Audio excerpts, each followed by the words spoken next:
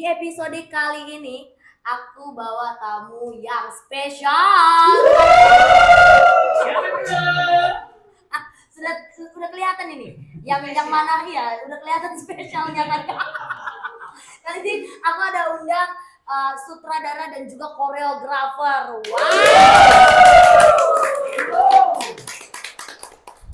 Ini komplimennya nggak main-main loh. Kita bayar berapa juta ini?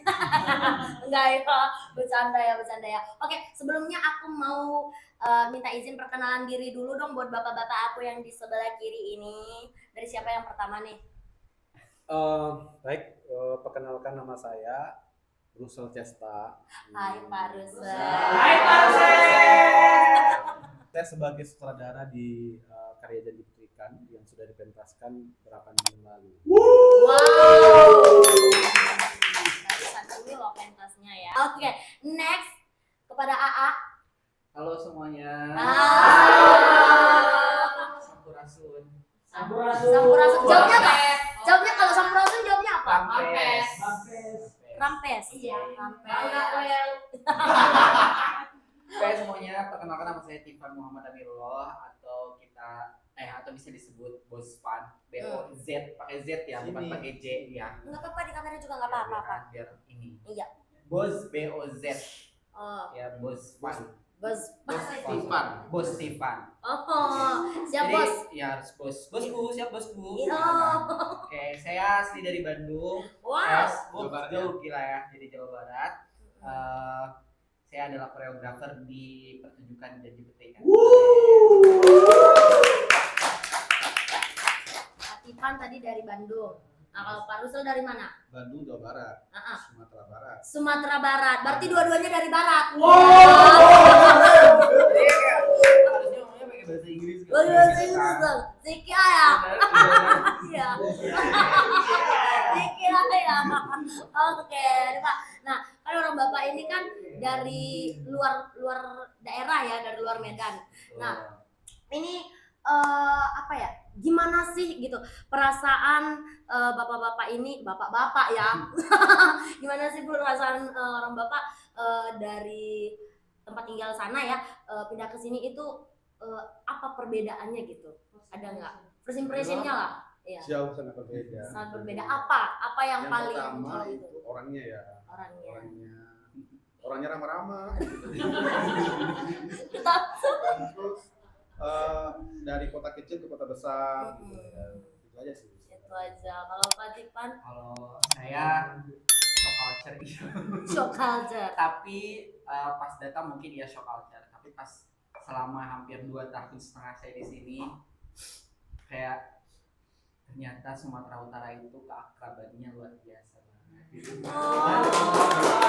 Ya, jadi kayak walaupun mungkin kalau ngomongnya keras ya, terus tegas ya, tapi itulah menjadi salah satu saya menjadi lantam juga sekarang. Menjadi lantam. Belajar lantam di sini. Nah, Kalau dulu kan cuma sekarang enggak. Siapa yang ngajarin gitu? Oke, dan tadi kalau dari ini ya pengalaman personalnya ya. Kalau misalnya keseniannya Pak, atmosfernya gimana itu? Oh, luar biasa. Apalagi luar biasa, Bapak jawabnya luar biasa. Apanya yang luar biasa? Sumatera Utara ini tempat apa ya, wadah untuk berkarya ya, apalagi lapangan etnis ya. Apalagi kalau saya sendiri ya sebagai orang teater ya, legenda-legenda yang sangat luar biasa banyaknya lah di sini ya. Bisa dibuat ke opera, pertunjukan teater yang seperti realis gitu.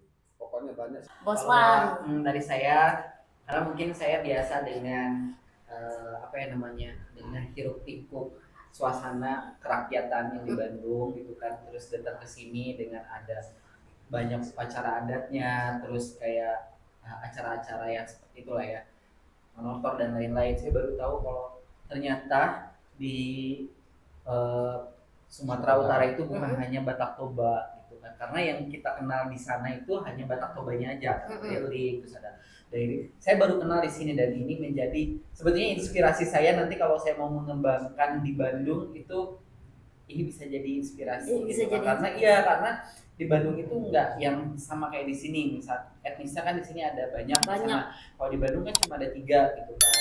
Nah, dan itu pun sama rata-rata. Nah ini sebenarnya ini menjadi salah satu ide mungkin ya, ide saya nanti kalau saya membuat karya di Bandung ini kan apa yang namanya menjadi inspirasi lah dari Sumatera. Benar. Ini bagus banget, banyak yang harus kita gali di sini, banyak banget.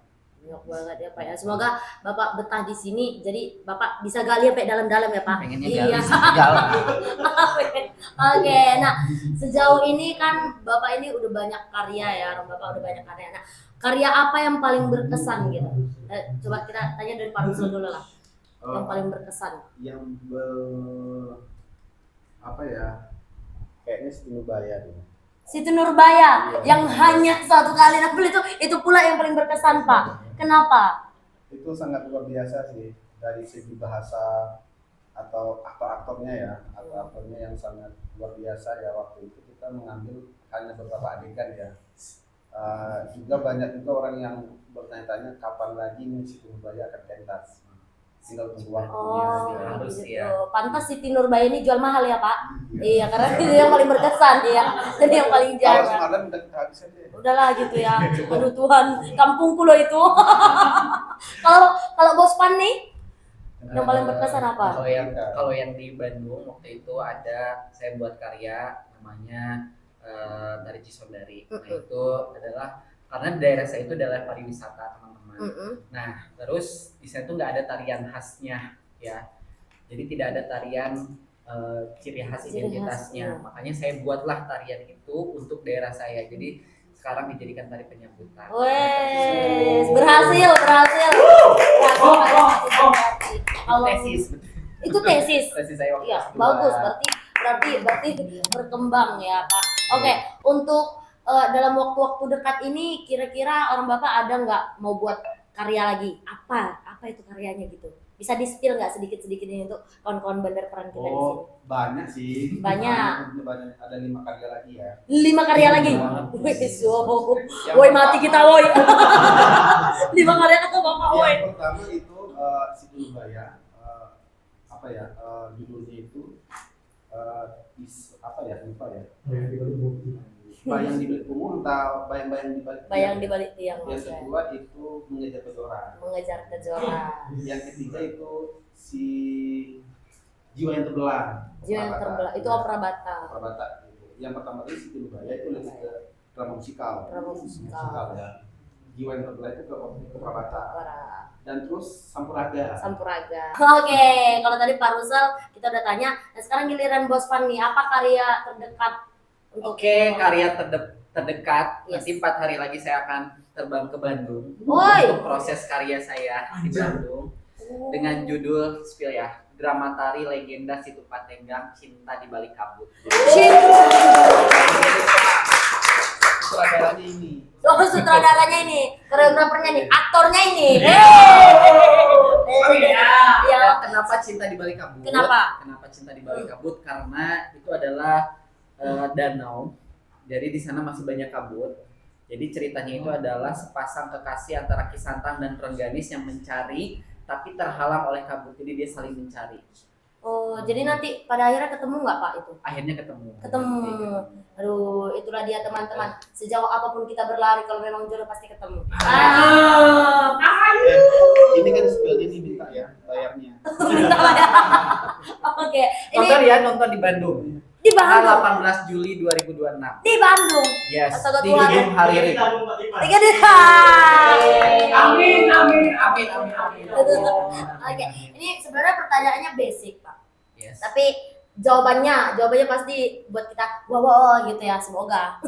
Ini apa yang membuat orang Bapak itu tertarik dengan kesenian di antara begitu banyaknya hal-hal lain? Apa? Tipan dulu. Bos Kan Pan kenapa dulu. harus Tipan dulu? Oke. Kenapa tertarik dengan kesenian? Iya. Jadi, Yes. kalau saya awalnya adalah seni itu hanya hobi, kan?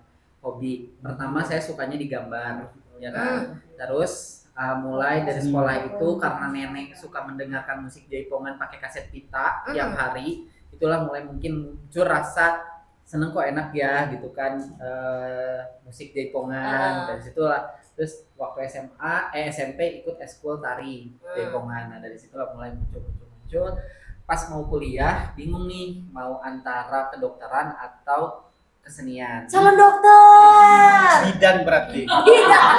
Haji. Bidan. Dukun beranak. Serius banget. Oh Ya, gitu. dukun beranak. Jadi terakhir Bapak pilih seni. Akhirnya Kenapa? lulus di kedokteran hewan. Ih, lulus loh. Ya di Universitas Udayana di Bali. Iya. Yes. Tapi Makanya karena dia sini. yes, Wajahnya. wajah Bali ya.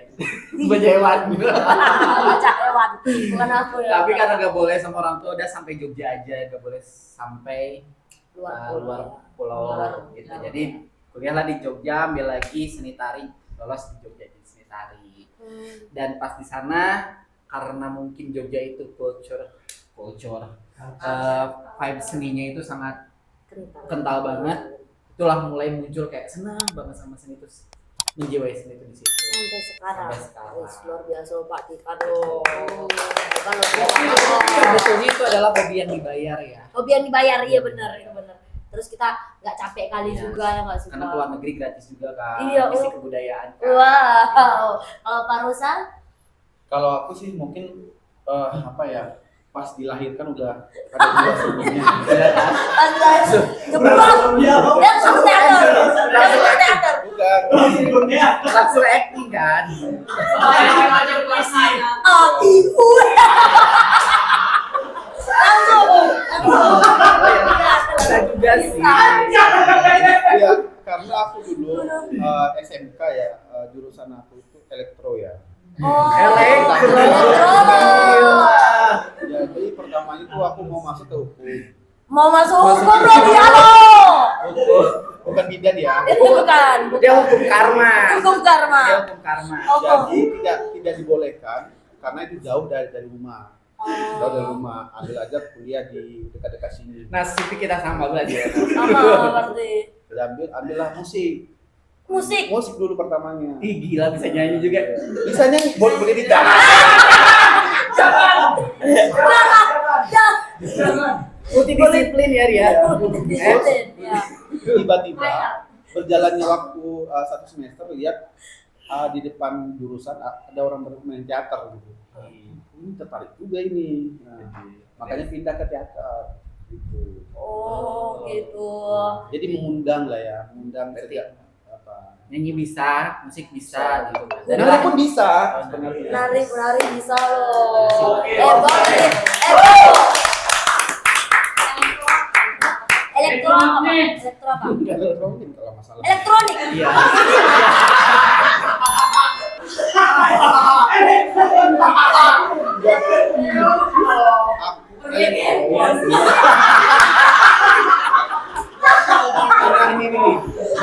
Bagian laptop ini, Bagaimana laptop ini? lampu, gitu ya. Kalder. Ya. Oh, gitu. Sekarang ilmu tuh udah hilang. Oh, gitu. Yang ada itu ilmu acting aja. Ilmu acting aja lah ya. Enggak, aku heran kan Bapak SMK-nya elektro. Soalnya keretanya masuk air sedikit ke bengkel. Ini kayak elektro apa? Kayak gitu. Gitu loh. Listrik Nanti. bukan otomotif ya. Oke. Ini orang Bapak kan menurut aku ya, orang Bapak udah menjadi salah satu tokoh kesenian lah ya kan di Sumatera Utara, di Medan. Nah, ada nggak kira-kira tokoh kesenian favorit orang Bapak? Yang di Indonesia. Boleh di Indonesia, boleh di luar negeri, boleh. Siapa? Yang di Indonesia aja lah ya. Yang di Indonesia aja boleh. Indonesia aja. Nano sih. Nano Riantiarno. Wow. Pak Nano, salam Pak Nano. Oh, bro. Iya Kak. Iya Kak. Kok nggak tahu ya Bapak udah meninggal ya? Kok nggak tahu ya Pak Nano udah meninggal? Ya salah satu mempunyai komunitas teater ya, Iya. teater Roma. Benar. Keren. Bapak udah pernah kesana belum? Udah. Wow. Jadi apa? Hah? Jadi penonton.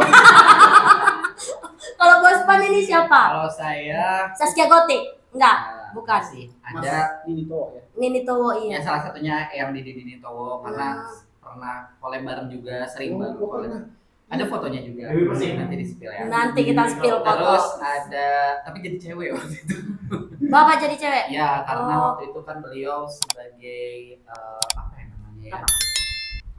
peralihan karakteristik dari laki-laki ke perempuan. Jadi saya nari karyanya dia dengan judul waktu itu tarinya Masatria gitu. Terus saya favorit yang kedua itu ada Ibu Irawati Durban. Itu maestro tari dari Sunda sebetulnya, karena beliau sangat klasik banget orangnya, jadi saya suka.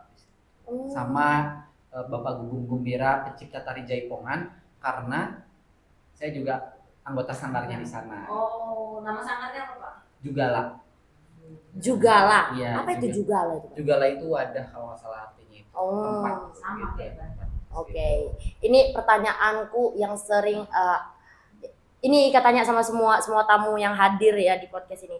Harapan kedepannya untuk kesenian ini apa, Pak?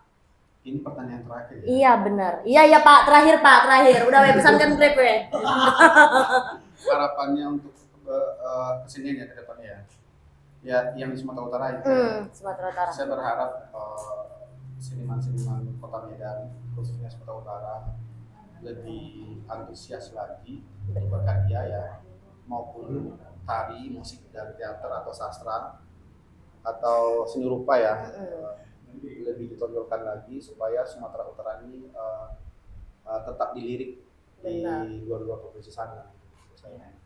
Dan khususnya untuk teater deh, harus dikembangkan lagi anak-anak yang di luar sana, yang maupun di Bandar Pram, yang maupun yang ada di komunitas-komunitas yang di luar sana.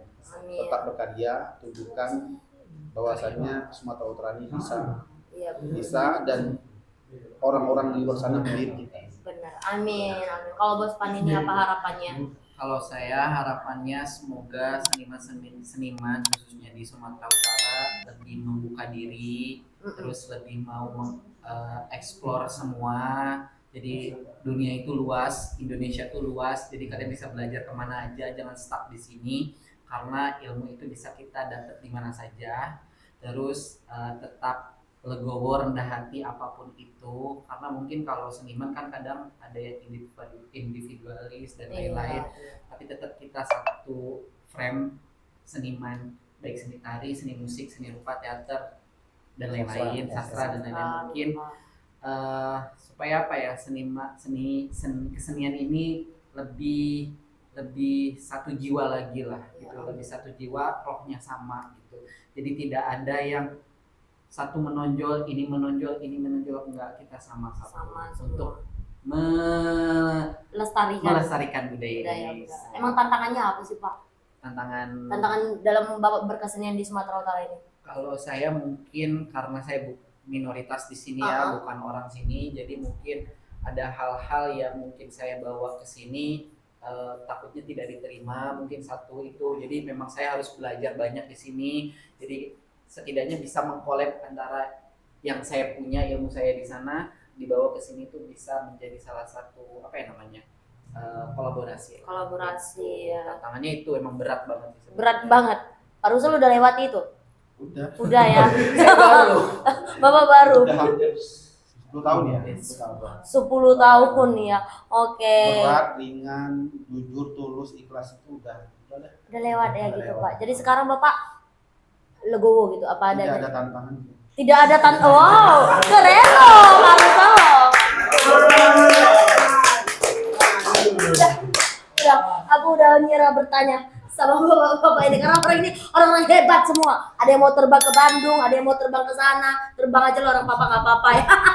Oke, aku mau ucapin dulu makasih Pak untuk Pak Rusel, untuk Pak Tipan. Semoga karya-karya orang bapak itu semakin berkembang dan bisa bermanfaat. Amin. Sum apa? Itu orang Cium. Kayak gitu. Udah berini loh dia, ya Allah. Oke. Orang Batak. Bapak marganya apa? Sendiri. Apa? Jadi apa? Berangin-angin. Berangin-angin. Sorry. Berangin-angin. Pak Rusel marganya apa? Baru. Gitu aja. Iya, karo itu dua-dua BTW ya. Karo. Kalau Batak Toba lah, kalau tadi udah karo, kalau Batak Toba apa? ininya marganya. Simbolon. Simbolon. Tahu loh dia Simbolon. Kalau bapak Muter-muter.